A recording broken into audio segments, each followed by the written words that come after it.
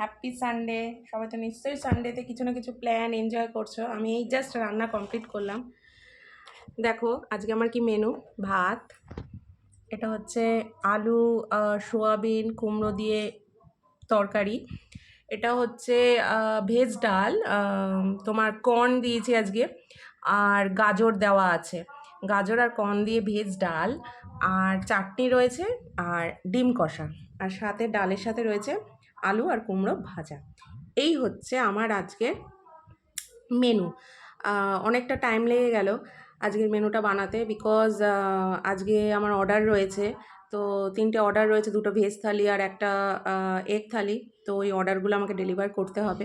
তো এখন এই সব অর্ডারগুলোকে এখন প্যাকিং করব। প্যাকিং করে তারপরে অর্ডারটা ডেলিভার দেব।